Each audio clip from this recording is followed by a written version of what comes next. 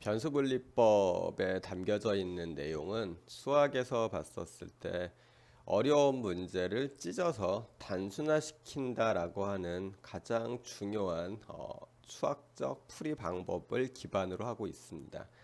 예를 들면은 우리가 가장 다루기 쉬워하는 방정식은 1차 방정식이에요. 뭐 예를 들어서 2 플러스 x 이퀄 3 이런 거죠. 자, 이런 방정식을 우리가 보더라도 얘를 풀을 때 어떻게 풀어요? 우리가 알고자 하는 녀석과 이거의 정보에 해당하는 녀석을 분리를 합니다. 양변에 마이너스 2를 더해줘서 실제로는 이 2가 이항되는 효과를 갖다가 보게 해서 결국은 x 이퀄 1 이렇게 만들죠. 만약에 여기 앞에 3이 있었으면은 이번에는 양변을 다시 3으로 나눌 겁니다. 그랬을 때 절차를 갖다가 좀 보면은 x에서 멀리 떨어져 있는 일반적인 경우에 멀리 떨어져 있는 것들부터 차근차근 없애서 결국은 우리는 x 값을 얻도록 하죠. x가 2차나 3차나 4차가 되더라도 결국은 마찬가지입니다.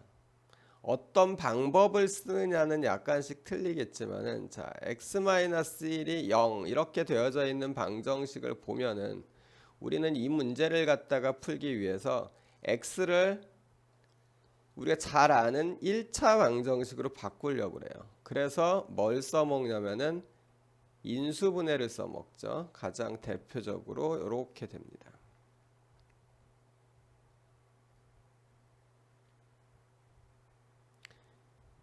여기까지는 변수분리랑 별로 상관이 없어 보이는데 이렇게 하고 나면은 2차 방정식 문제였었는데요. a 곱하기 b가 AB가 실수인 경우에 둘이 곱해서 0이 되기 위해서는 A가 0이든지 B가 0이든지 둘 중에 하나라 해야지 되죠. 따라서 요게 0이든지 요게 0이든지 둘 중에 하나가 0이 되게끔 만들어주면 해가 된다라는 것을 이용을 할 수 있게 되기 때문에 2차 방정식을 1차 방정식으로 바꿔서 푼 거고요. 그렇게 1차 방정식으로 변경을 시킨 다음에 변수를 분리시킨 거죠. 여기서는 사실 변수 분리라기보다는 변수만 남기는 방식으로 문제를 갖다 풀게 되죠. 다른 류의 문제들도 대부분 다 이런 절차를 중간에 거치는데 우리가 문제들을 갖다 계속해서 연습을 하다 보니까 익숙해져 있어가지고 잘 못 느끼는 것 뿐입니다. 따라서 우리는 우리 머릿속에 있는 변수분리법 방법에 대해 가지고 잘 끄집어내서 미분방정식에 어떻게 적용시키는지를 한번 보도록 하죠. 자, 우리 교재에 있는 예제인데요. 예제 1.3.1입니다. 1.3절의 첫 번째 예제인데요. y' 이퀄 1 플러스 y 제곱이라고 되어져 있죠. 자, 여기서 보면 일단 변수가 이걸 보면서 y랑 y'이 있다라고 생각하기 쉬운데요. 그렇지 않습니다. 자, 미분 방정식에서는 자, 그냥 y 하나만 지금 변수로 보시면 돼요. y'도 y고요. y 제곱도 그냥 y입니다. 따라서 여기서는 지금 y뿐이 없습니다. 그러면 뭐랑 같아지냐면 우리가 1차 방정식에서 x 플러스 1 이퀄 3 뭐 이렇게 되어져 있는 것이랑 똑같아요. 한쪽은 변수만 놓고요. 한쪽은 나머지 상수들로 가는 겁니다. 사실 여기서 변수분리법이라고 이야기하지만은 결국은 그냥 상수와 변수를 구분하자라는 이야기예요. 이 뒤쪽으로도 같은 이야기가 계속 진행이 될 겁니다.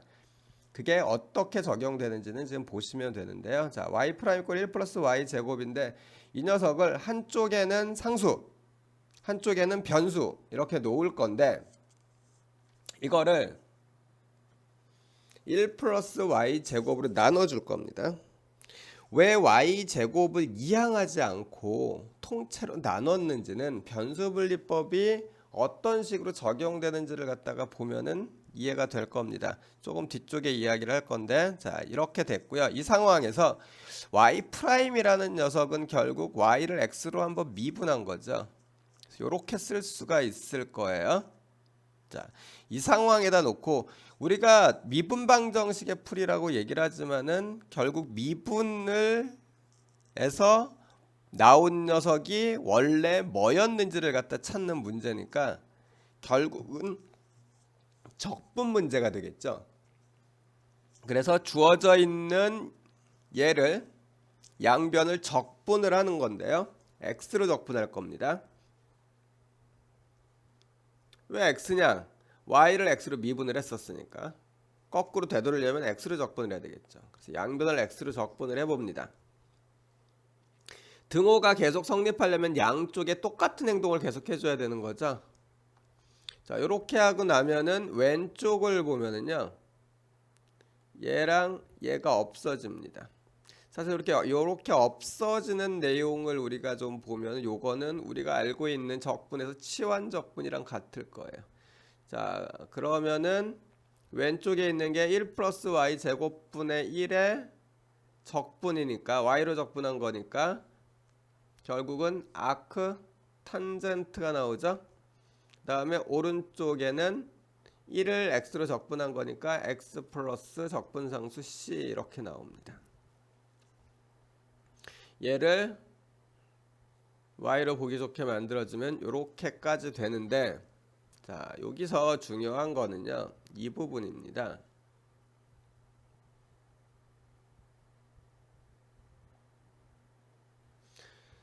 왼쪽을 보면은 왼쪽이 원래 구성되어져 있기로는 1 플러스 y 제곱분의 1로 구성되어져 있어가지고 x로 적분을 못하는데 거기에 y'이란 녀석, 즉 dy dx로 되어져 있는 녀석이 끼어들면서요,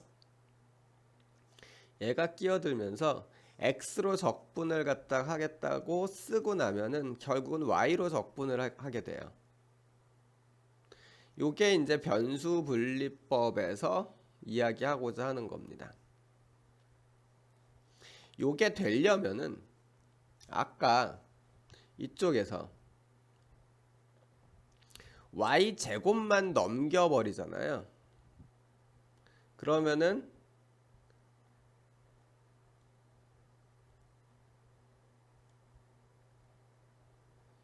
이런 식이 되는데, 얘를 x로 적분하려고 보면은 얘 x로 적분 가능하고요, 얘도 결국은 x로 적분 가능한데 얘가 적분 가능하지 않죠. 요게 x로 적분하는 식을 갖다 적용시키면은 dx가 서로 없어져 가지고 y 적분이 되거든요.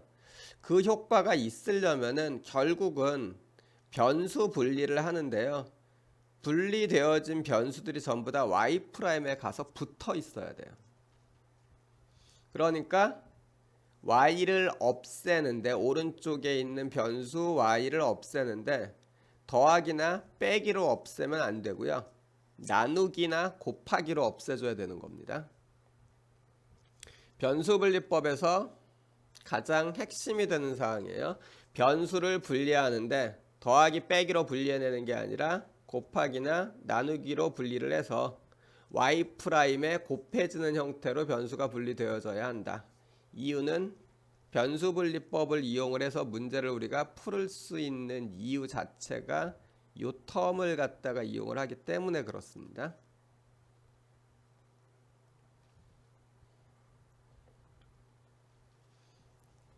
자, 조금 정리를 해볼까요? 결국 이게 성립을 하려면요, dy dx, 즉 y'이라는 녀석이 x로 이루어져 있는 함수 나누기 g로 이루어져 있는 함수, 이런 꼴이라 해야 돼요.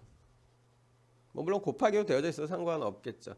이런 꼴이 되면은 양변에 gy를 갖다 곱해서 지금 보시는 것처럼 y' 쪽에 gy가 곱해지게끔 만들어내야지 되고요.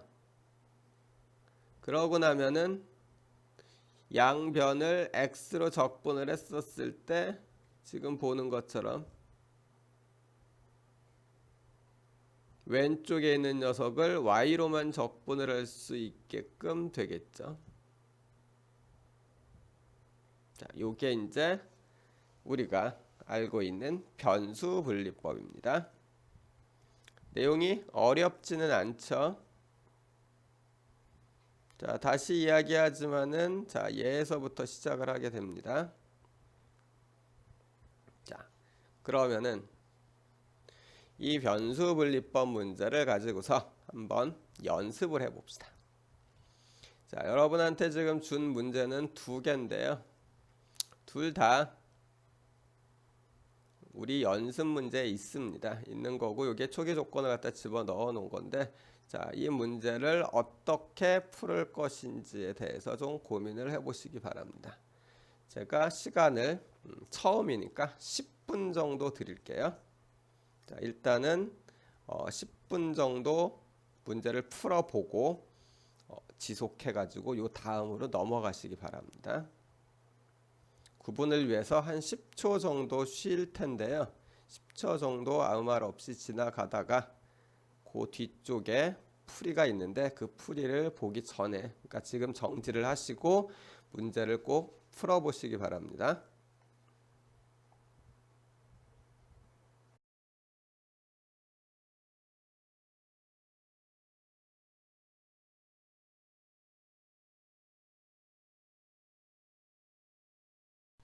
자, 모두들 풀어봤을 거라고 생각이 되고요.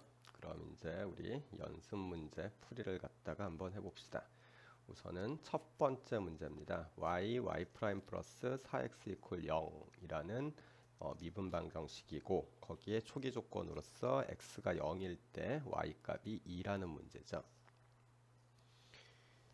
자, 미분 방정식을 보면은 y 곱하기 y 프라임 플러스 4x 이퀄 0이라고 되어져 있으니까, 자, 이 x를 갖다가 이항을 해보죠. 앞쪽에서 이야기를 할 때 무조건 곱하기로 한다고 했었는데, 무조건이라기보다는 y라는 녀석이 y 프라임에 가서 붙어 있어야 된다라는 원칙만 지키면 되니까 이런 식으로 바꿔줄 수 있습니다. 그리고서 양변을 x로 적분을 합니다. 이거 y로 적분하는 거 아니에요. 왼쪽은 어떤 경우에 보면 풀이를 나중에 쓰라고 그러면은 왼쪽은 y로 적분하고 오른쪽은 x로 적분하는 식으로 써놓는 학생들이 있는데요. 그렇지 않고요. 양쪽이 등호가 성립해야 되기 때문에 항상 동일한 변수로 적분을 해야지 됩니다. 그러고 나서 적분 과정에서 없어져서 결국 보면은 왼쪽에는 dy, 오른쪽에는 dx가 되는 것 뿐이에요. 자, 주어져 있는 거에서 dx를 갖다가 이제 소거하고 나서 보면은 왼쪽에는 y로 적분하고 오른쪽에는 마이너스 4x를 x로 적분하면 되는 식이 나왔죠. 자, 그래서 적분을 끝내고 보면은 2분의 1 y제곱 이퀄 마이너스 2x제곱 플러스 c. 자, 이렇게 나오는데 이걸 갖다가 좀 무리해가지고 y제곱 이 있는 게 싫어서 y 이퀄 뭐 어쩌고 저쩌고 이렇게 쓰시는 분들이 있는데요. 실제로는 주어져 있는 방정식을 풀었을 경우에 나오는 해의 모양이 이렇게 나오면요, 그냥 그대로 두는 게 더 좋습니다. 어쨌든 이 상황에서 이제 초기 조건을 넣으면 우리가 c 값을 찾을 수 있는데, x가 0일 때 y가 2가 나와야 되니까 x에다 0 넣고 y에다가 2를 넣었을 때 나오는 c 값이 얼마인지를 보면 되죠. 따라서 y제곱 이퀄 마이너스 4x제곱 플러스 4가 되겠네요.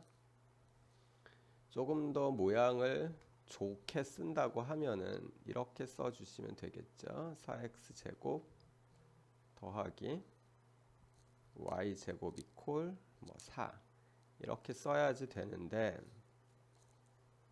이거를 갖다가 구하여라 라고 이야기를 했었을 때 간혹 보면은 이런 식으로 쓰시는 분들이 있습니다.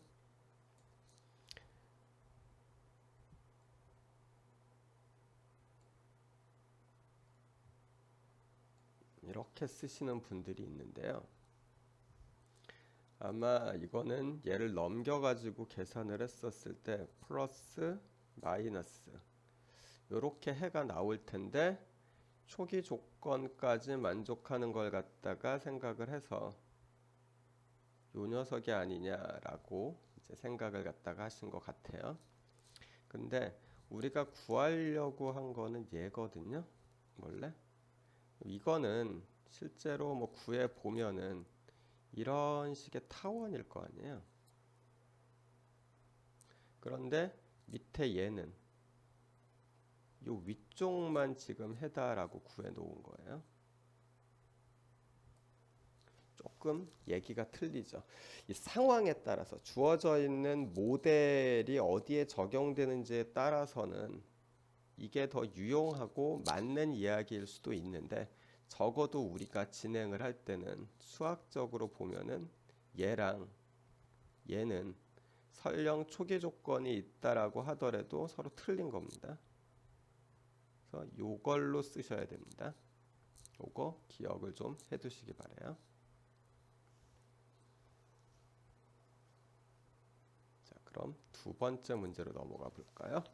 두 번째 문제는 정리하면 y 프라임이 y제곱 마이너스 y 이렇게 되어져 있죠. 이 위에 이렇게 되어져 있는 걸 굳이 이렇게 바꾼 이유는 처음에 변수 분리를 할 때 핵심 사항 중에 하나가 변수 y가 y 프라임에 붙어 있어야 된다고 그랬었죠. 초기에 있는 녀석 처음 이 녀석 모양에서는 우리가 어떤 식으로 잡더라도 y 제곱을 뭐 나누거나 곱하거나 어떤 짓을 하더라도 y 텀들이 몽땅 다 가가지고 y 프라임에 가서 붙지를 못해요. 그래서 한꺼번에 넘기기 위해서 일단 이런 식으로 만드는 겁니다. 그러니까 목적에 맞춰 가지고 적당히 써먹으시면 돼요. 자, 그럼 얘는 나눠주면은 이렇게 될 거고요. 자, y 제곱 마이너스 y분의 1은 우리가 부분분수로 찢으면은 y 마이너스 1분의 1 빼기 y분의 1 이렇게 되니까요. y 프라임 있고 지금까지 했었던 것과 동일하게 계산을 해보면은 ln y 마이너스 1 마이너스 ln y 이퀄 x 플러스 c가 나오고요. 초기 조건을 이용을 해서 c 값을 구하기 위해 이제 식을 갖다가 좀 정리를 해보면 로그니까 묻고, 자 이거에다가 양변에 익스포넨셜을 합성을 시켜주면은 이렇게 되겠죠. c가 어쨌든 임의의 상수니까 익스포넨셜 c를 갖다가 우리가 그냥 c0로 놓아도 뭐 상관은 없을 겁니다. 그리고 나서 이제 c0 값을 결정을 해주는 거죠. 자, x에다가 0을 넣고 y에다가 마이너스 1을 넣었을 때 나오는 c0 값을 계산을 해보면은 2가 됩니다. 따라서 우리가 구하려고 하는 미분 방정식의 해는 1 마이너스 y분의 1 이퀄 2 곱하기 익스포넨셜 x 이렇게 되겠네요. 물론 이 형태를 얘는 조금 바꾸는 것도 상관은 없을 겁니다. 뭐 지금 이 상태로 놔도 되고요. 아니면은 적당히 얘가 지금 뭐 역수를 취해 준다니까 넘겨가지고 보면은 1 마이너스 2의 익스포넨셜 x분의 1 이 녀석이 y가 되죠. 뭐 어차피 이 경우에는 양쪽이 별로 달라지는 게 없을 것 같기는 합니다. 하지만 이런 식으로 식을 바꿀 때는 꼭 좀 살펴봐야지 돼요. 우선은 자 이거에서는 조건이 이렇게 식이 쓰여져 있다라고 하면은 y는 0이 되는 경우가 없다라는 이야기입니다. 기본적으로. 자 여기서 y가 이 식에서 보면 y가 0이 나올 수가 없는 구조죠. 이거는 오케이. 만약에 이쪽에 여기에서 요게 0이 되게끔 해주는 x가 들어가면은 어떻게 될까요? 익스포넨셜 x가 2분의 1이 되니까 x 값이 x가 ln 2분의 1이면 되니까요. 즉 음수면 된다라는 이야기죠. 음수 마이너스 ln2요.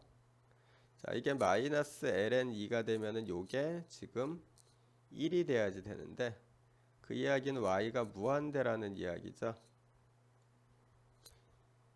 그러면 이 함수가 그려질 때 음수 쪽 여기서 그래프를 갖다가 보면은 이렇게 있을 때 마이너스 ln 2 이렇게 나오려면요, 얘가 여기서 이렇게 되어져 있던가 아니면 이쪽에서 이렇게 오던가, 뭐 요거 정확한 값이야 미분해 가지고 살펴봐야 되겠지만 어쨌든 여기서 이렇게 불연속이 나타난다, 뭐 이 이야기인데요.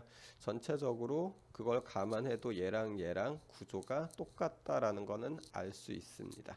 그리고 일반적으로 우리가 이렇게 주어져 있었을 때 여기 들어가게 되는 요 x 같은 경우에 대개는 시간 텀인 경우가 많습니다. 플러스로 되어져 있어야 되겠죠. 이런 것들을 감안을 해서 크게 문제는 없을 것 같네요. 자, 이렇게 해서 일단 우리가 기본적인 연습 문제 2개를 갖다가 먼저 풀어봤습니다. 자, 그러면은 이렇게 푸른 연습 문제를 기반으로 해가지고 적어도 우리는 변수분리법을 직접적으로 사용을 해서 풀 수 있는 그런 미분방정식 문제가 나왔을 때는 해결할 수 있다라고 생각을 하고, 요 뒤에 이제 추가해서 모델링과 확장되어지는 버전에 대해서 이야기를 해보도록 하겠습니다. 자, 이번에는 우리 변수분리법이랑 관련해서 나올 수 있는 그런 모델링 문제를 좀 풀어보죠. 가장 대표적인 게 탄소연대 측정법이라고 해가지고 이제 나와 있는 내용인데요. 일단 한번 좀 읽어보면은 C0로 주어져 있는 방사능 물질의 양이 T시간이 경과한 후에 얼마나 남아 있겠는가라는 질문이거든요.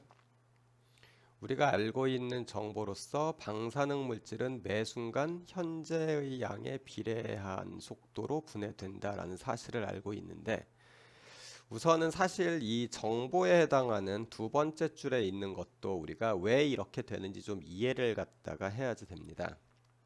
우선 그 부분부터 먼저 얘기를 해보죠. 방사능 물질이라는 게 이렇게 있다고 해보죠. 이게 너무 큰가요? 자, 방사능 물질이 여러 개가 있어요. 이런 식으로 한 10개쯤 있다고 해볼까요? 자, 이렇게 있는데 얘네들이 시간이 지나면서 줄어드는 이유는 요 녀석들 각각의 구조가 워낙 좀 불안정해 가지고 자연 붕괴를 하는 거거든요. 안정적이면 그대로 있을 텐데 스스로 붕괴를 하는 거죠. 그런데 실제로 얘네들이 번호 순서대로 붕괴하진 않잖아요. 이 중에서 어떤 게 붕괴될지는 모릅니다. 모르는데 우리가 쭉 관찰을 해보니까 알아낸 사실이 뭐냐면은 특정한 녀석이 1시간 동안에 1시간을 기준으로 했었을 때 어떤 녀석이 붕괴할 확률이요.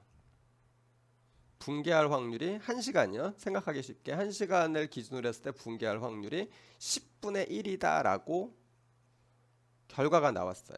그건 어떻게 알 수 있냐면은, 자, 이렇게 10개 있는데 1시간을 보내요.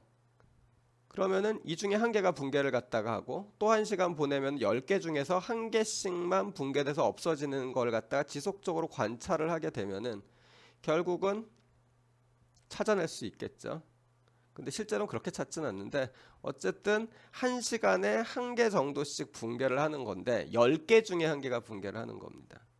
그러면은 얘가 10시간이 지난 다음엔 어떻게 되겠어요?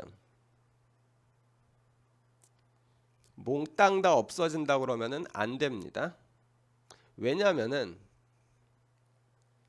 처음에 10개가 있을 때는 1시간이 지나면은 한 개가 붕괴할 겁니다. 왜냐면 10분의 1의 확률이니까 10분의 1 곱하기 각각의 붕괴 확률이니까 10개가 있어서 첫 번째는 이 값이 1이 나오잖아요. 한 개가 붕괴할 텐데 두 번째는 확률은 이제 1시간 지나고 두 번째 시간이요. 한 개가 붕괴해서 없어졌으니까 곱하기 9가 되겠죠. 9개 중에서 10분의 1의 확률로 1시간 동안 붕괴를 하는 거예요. 그럼 그 다음에는 또 그거에 맞춰가지고 계산을 해야지 되기 때문에 실제로는 시간당 한 개씩 붕괴가 되는 게 아니라 지속적으로 시간이 지날수록 붕괴되는 거의 개수는 줄어들 거고요. 그거에 기반이 되는 건 뭐냐면은 바로 현재 있는 녀석의 개수입니다.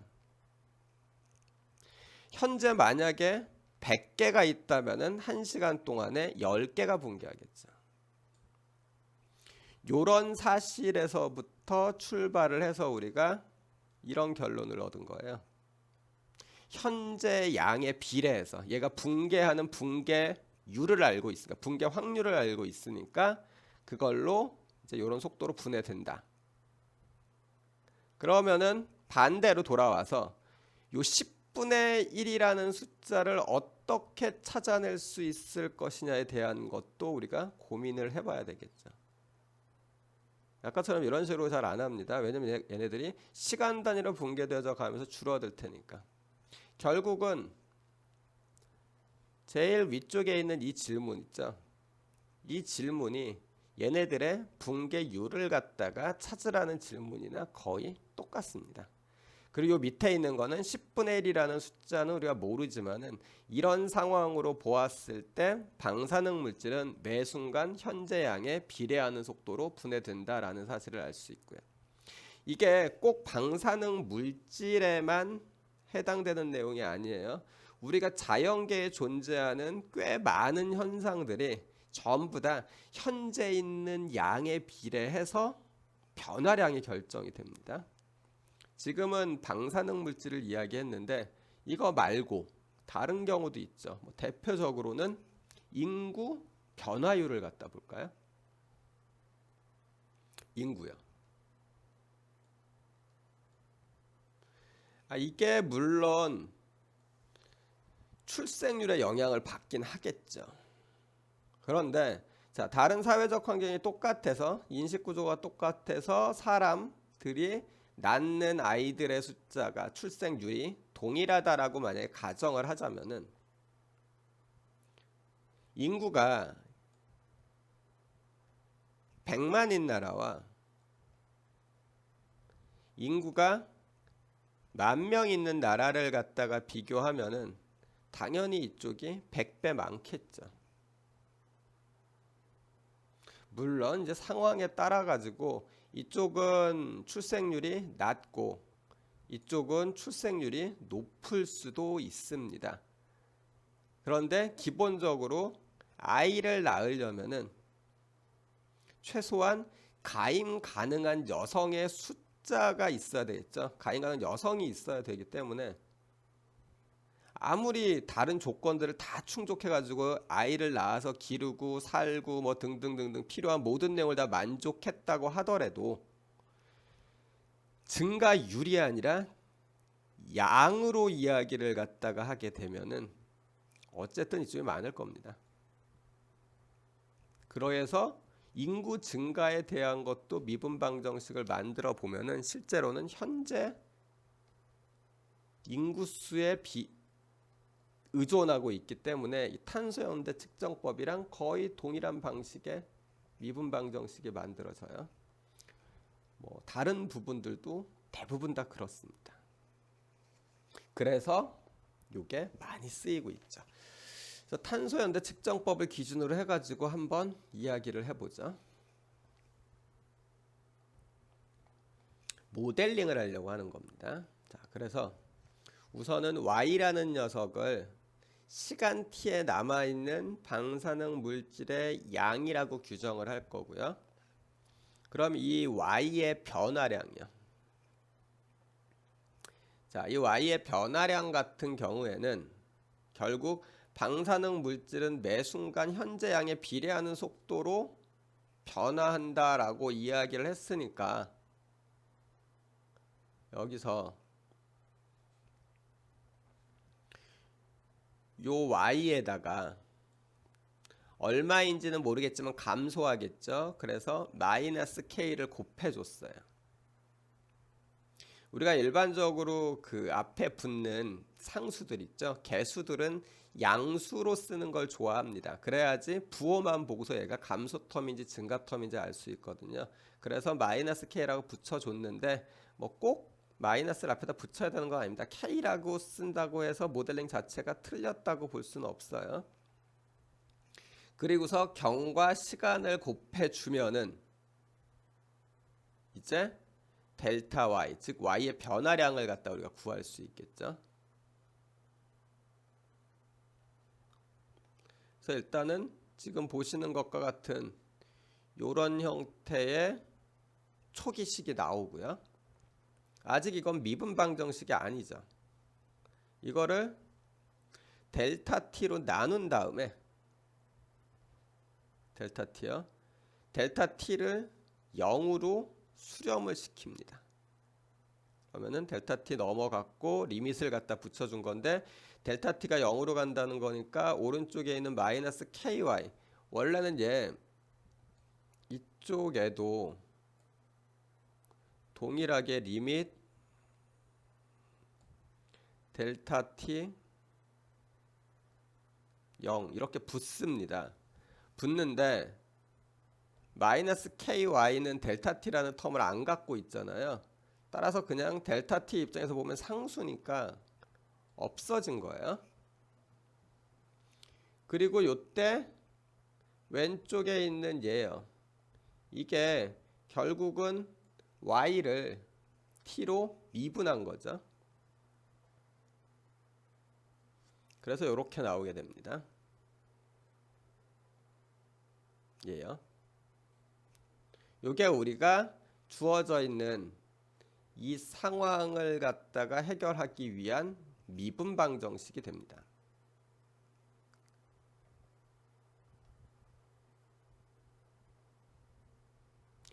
여기에다가 요거까지 포함을 시키면 즉 얘랑 얘가 딱 써져 있는 거예요. 두 개가 다 명시돼 있어야 되겠죠. 이 녀석이랑 이 녀석이 이렇게 써져 있는 걸 갖다가 우리가 일반적으로 모델 좀 더 어떤 모델인지 구체적으로 보면은 미분방정식 모델이라고 이야기를 하죠. 이게 상미분방정식이니까 상미방 모델이고 여기에 초기 조건이 있는 거죠.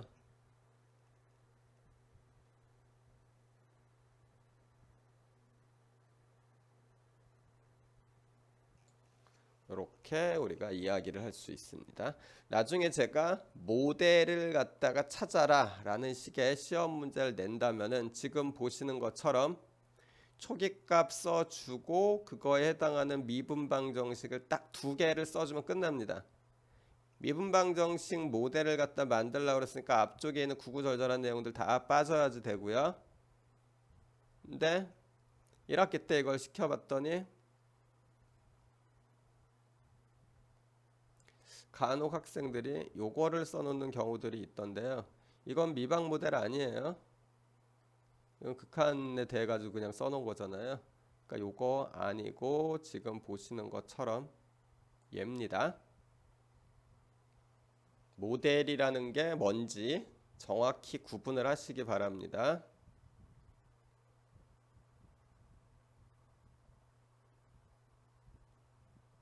자, 그럼 다음으로 넘어가 보죠. 이번에는 모델만 만들지 말고요. 아예 변수분리법을 이용을 해서 문제를 풀어보려고요. 자, 천천히 보자. 신석기 시대 미라의 탄소 62 이거에 대해서 64의 비율이 원래 살아있는 유기체의 52.5%랍니다.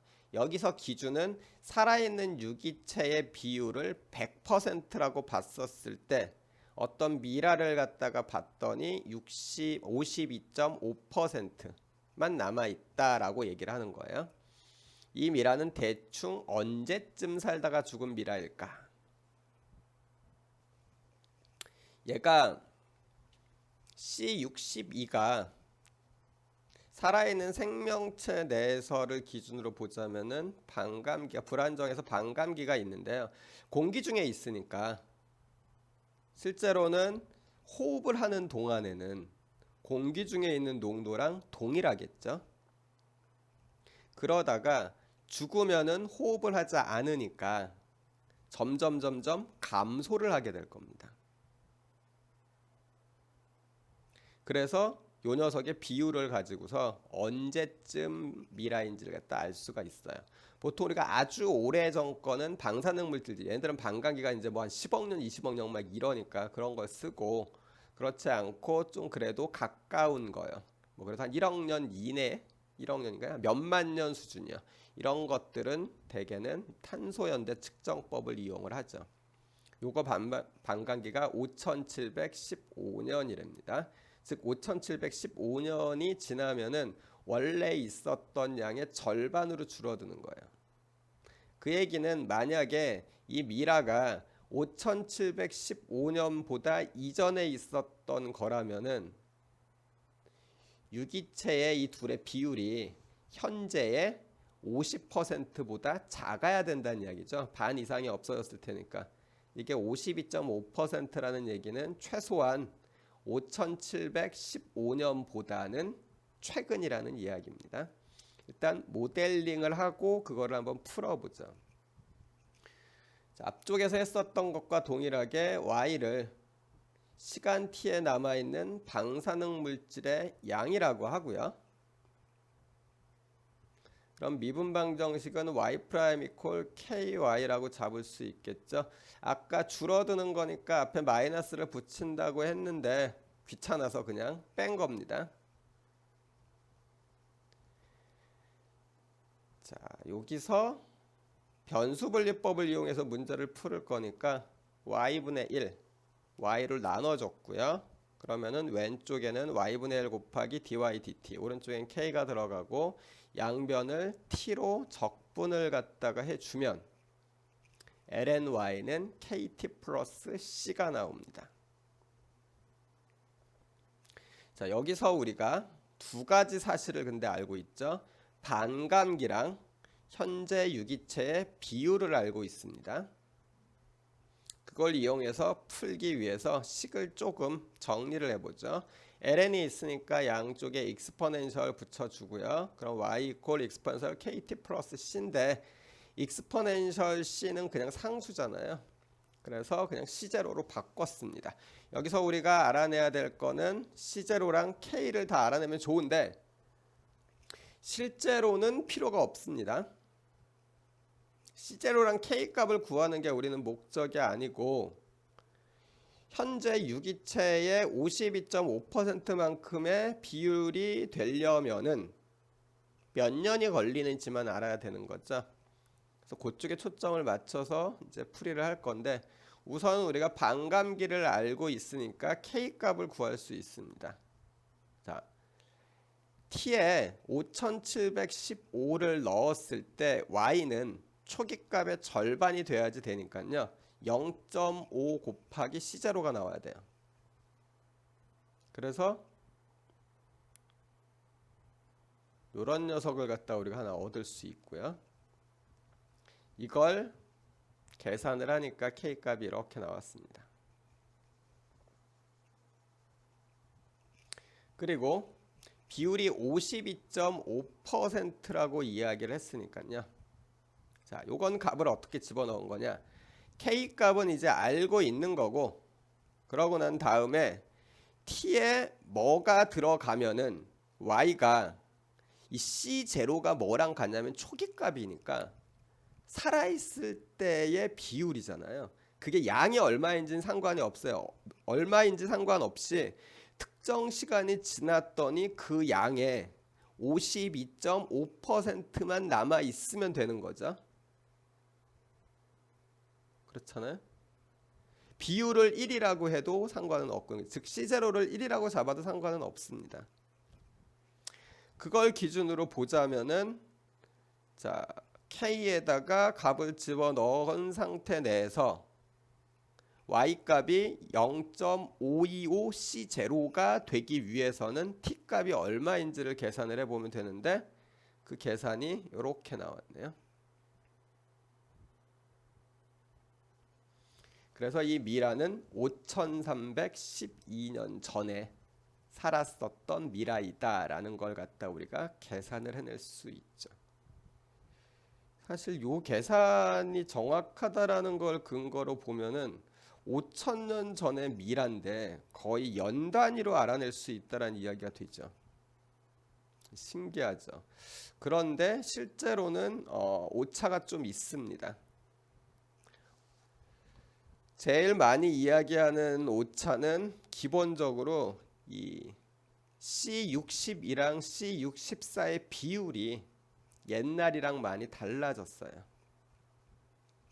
얼마나 달라졌는지는 뭐 이제 연구자들이 연구를 갖다가 하겠지만은 기본적으로 20세기 들어오면서 뭐 핵실험이라든지 환경 파괴라든지 뭐 등등등으로 인해 가지고 요 비율이 옛날이랑은 다르다고 이야기하더라고요. 고 달라진 걸로 인해 가지고 요 사람이 살았었던 시기를 연 단위로 정확히 측정하는 거는 살짝 좀 힘들고요.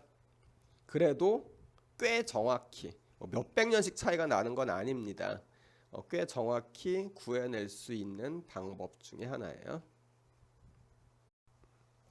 자, 이번에는 이제 잔존 소금량이라는 문제인데요. 이것도 변화량에 대한 이야기입니다. 자, 어떤 물탱크가 있는데 현재 이 물탱크에 물이 1000리터가 들어 있고요. 이 1000리터 안에 소금이 100g이 녹아 있습니다. 이런 상황에서 물이 10리터가 들어오고 10리터가 나갑니다.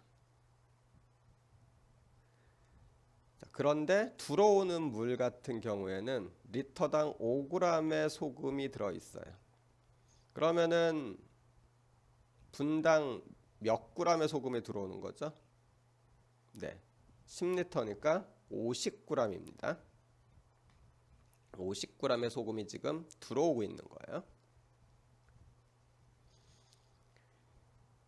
자, 그랬을 경우에 Y를 갖다가 T시간일 때 녹아있는 소금의 양이라고 하면은 이걸 어떻게 계산을 할까라는 문제인데요. 지금 보시는 것처럼 이 물탱크 안에 있는 소금량의 변화는 들어오는 양에서 나가는 양을 빼주면 됩니다. 그런데 지금 들어오는 양이 얼마였어요? 50이었죠. 이건 50입니다. 문제는 나가는 양이거든요. 들어오는 양이야 일정하게 50인데 나가는 양은 어떻게 계산을 하면 될까? 여기 소금이 Y만큼 있다라고 하는데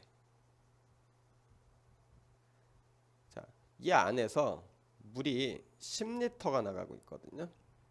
그러니까 물이 전체 1000리터 중에서 10리터가 나가는데 나가는 소금은 이 10리터 안에 있는 소금량일 거 아니에요. 얘가 소금이 균등하게 녹아 있다라고 가정을 하면 실제로 나가는 거는 전체 있는 소금량의 100분의 1이 되겠네요. 1000리터 중에서 10리터가 나가니까.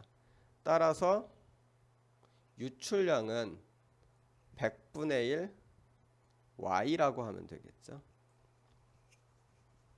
현재 있는 소금 양에 비례해서 유출량이 결정된다. 소금의 유출량은.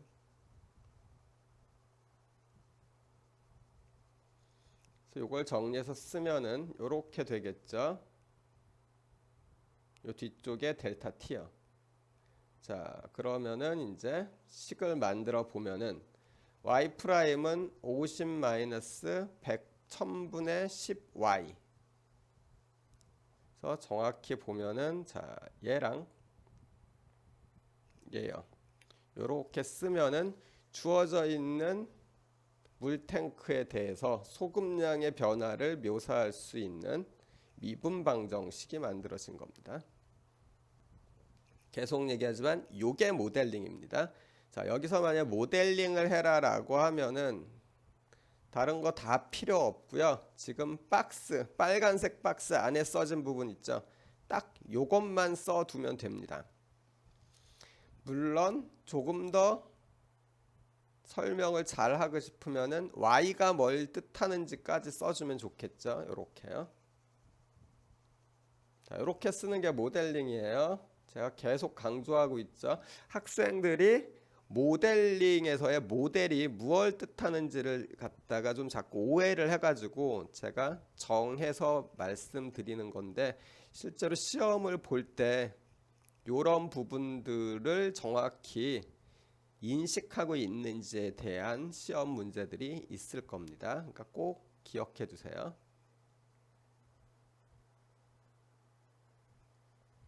자, 그럼 이 상태에서 이 문제를 한번 풀어 봅시다. 자, 앞쪽에 있는 모델 요거라고 했었죠? 자, 이게 모델이고 이걸 풀어서 y를 찾으려고 그래요. 자, y 프라임 이퀄 500 마이너스 100분의 1 y. 이거 통째로 넘겨가지고 변수 분리를 지금 해준 거고요. 얘를 t로 적분을 했고요. 그러면은 ln y 마이너스 5000은 마이너스 0.01t 플러스 c가 되겠네요.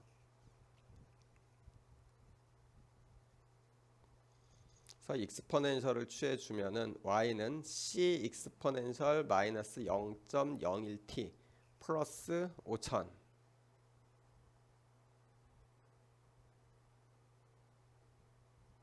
이렇게 나오네요. 그리고 이 상황에서 초기값이 있죠. 이 녀석이요. 즉 t가 0일 때 y값은 100이 돼야 됩니다.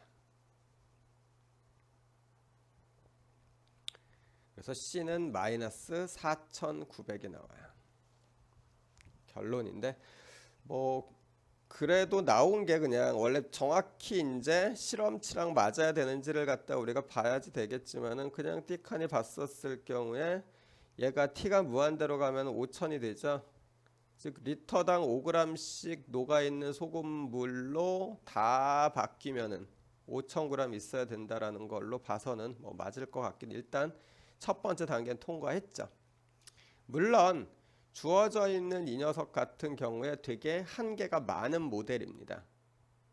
왜냐하면은 가정으로 물이 들어오자마자 깔끔하게 섞인다라고 이야기를 했는데 실제로는 이쪽에 들어와서 얘가 이쪽까지 확산되는데 걸리는 속도가 있겠죠. 확산 텀이 들어가야 되는데 확산 텀이 들어가면은 공간에 대한 변수도 같이 들어가 줘야 되기 때문에 결국은 편미분방 정식의 형태로 나타나는데 힘들잖아요, 계산하기. 계산하기 힘든 측면도 있는데 여기서 힘들다라는 말의 표현은요, 그거를 하려고 할 필요가 있는 문제냐라는 거에 대한 거를 우리가 나중에 구분을 해야지 됩니다. 지금 여기서야 뭐 이렇게 해라라고 주는 거지만은 나중에 여러분이 이제 현장에서 어떤 모델링을 할 때는 자 여기서 확산 텀을 줬을 때와 안 줬었을 때 내가 풀려고 하는 문제의 정확도가 어떻게 달라지는데 그걸로 인해 가지고 계산을 더 해야지 되니까 정확히 하려면은 그 계산을 더 하는 거에 더 많이 해야 되는 걸로 인해서 들어가는 비용, 시간이라든지 아니면 장비라든지 이런 것들에 대한 비용 대비 효과가 좋으면은 진행을 하는 거고요. 나쁘면은 안 하는 겁니다. 그거에 대한 판단은 제가 앞쪽에서 이야기했었던 것처럼 다분히 여러분이 공부하는 전공에 대한 안목을 기준으로 아마 결정이 될 겁니다. 그래서 수학이 여러분들 전공에서 제대로 쓰이려면요, 기본적으로는 여러분들이 전공에 대한 시야가 확보되어져 있는 상태 내에서 수학에 대한 내용을 알고 있어야지 됩니다. 그러니까 일반 수학이나 뭐 다른 과목에서 수학을 고등학교 때 많이 배웠잖아요. 많이 배운 이유는 걔네들이 기본적인 거이기도 하지만은 여러분이 그 중에서 어떤 걸 쓸지 알 수 없기 때문에 다방면에 걸쳐 가지고 뭐 배운 겁니다. 그래서 좀 많이 힘들었죠. 자, 일단은 요렇게 해가지고 변수분리랑 관련되어져 있는 모델링이랑 그거에 파생되는 문제 풀이들을 갖다가 좀 해봤고요. 변수분리법에 대한 기본적인 내용은 일단 요 정도가 됩니다. 그리고 나서 이제 요거의 확장판을 갖다가 보면 되겠죠.